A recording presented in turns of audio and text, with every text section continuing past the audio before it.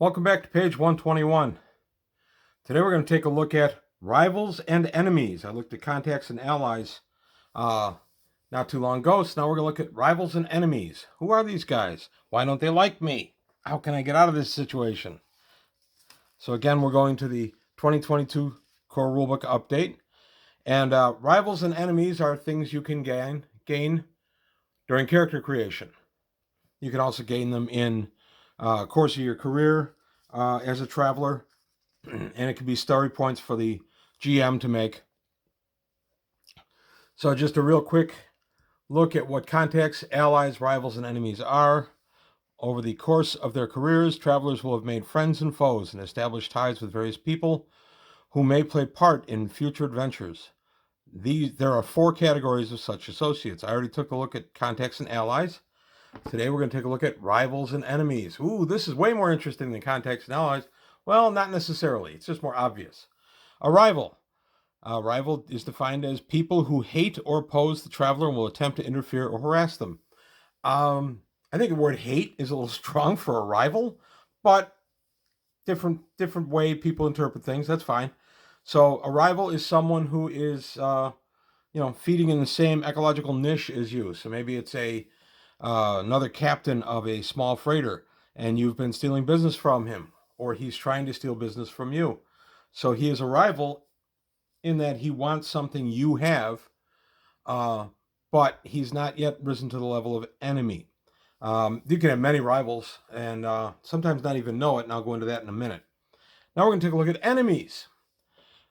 These are even worse than rivals. A rival will normally work with the law, but an enemy wants the traveler dead, imprisoned, or otherwise doomed. So enemy is pretty solid. Now, probably most people have encountered people that they would call, I guess, an enemy through work or whatever. I had 1 or 2 at work over the many years that I would kind of count it as a work enemy. I don't know that any of them wanted me dead, and if they did, they stunk at doing it because I'm still here.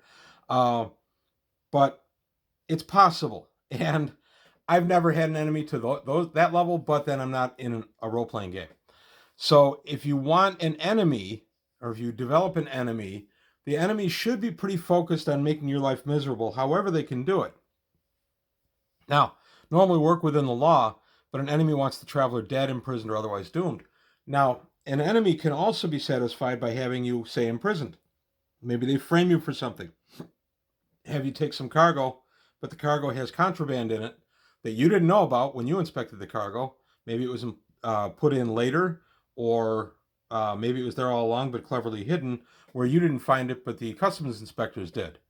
All of a sudden, you're going to jail for smuggling, even though you didn't know it. And of course, you're going to say, hey, I didn't know that was there. Well, that's what they all say. Off you go to the jail. So that's one way an enemy can get rid of you, kind of dooming you, but not making you dead or imprisoned. Well, imprisoned, I guess. They wouldn't make you dead. So they could do things like that. Rivals wouldn't go quite to that level. You hate and are opposed. You're hated by and opposed by a rival, but maybe the rival is someone that you're not aware of. This is an interesting way that I've used over a few years, to keep my players guessing. Maybe it's a rival not of you, but of that broker you use, and you're just getting caught in the fallout. So all of a sudden, you're not getting the jobs you were getting. Yeah, your ship has been blacklisted on a couple of important key routes for reasons you don't know anything about. All of a sudden, you're just not getting it. Now you investigate a little bit, and you find out that it's not an enemy of yours, but it's an enemy of someone you're affiliated with, in this case, a contact who has an enemy or rival who is trying to put the contact out of business, and you are just getting some of the splash from this situation. That's a good way to keep the players guessing what the heck is going on. All of a sudden, their berthing fees go up 20% out of nowhere, and their ship has been listed as a hazardous vessel. Or maybe your pilot's rating has been downchecked somehow. And you're like, well, how did this happen? Well, maybe there's an enemy, not of you, but of your ship owner or someone you're shipping for, and they're trying to put that shipping line out of business, so they're attacking you. So there's a lot of ways enemies and rivals can work into Traveler beyond just a guy walking up trying to kill you. Don't get me wrong, those work too. But you want to be spare with those, because Traveler's not all about combat and things like that. You want to keep more of a story arc going. You can subtly introduce a rival or an enemy over a great period of time. Maybe it's a rival that your character picked up during character creation when they were in the army, and in boot they picked up a rival that maybe they're not too aware of.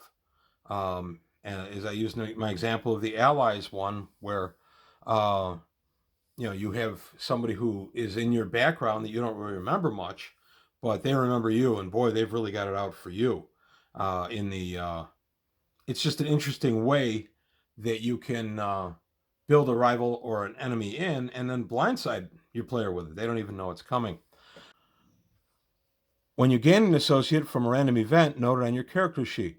You can give it as much detail as you wish, from the sketchy rival in Navy to the detailed Captain Herrick, the Pride of Silea, is my rival because I disobeyed his orders while on a mission.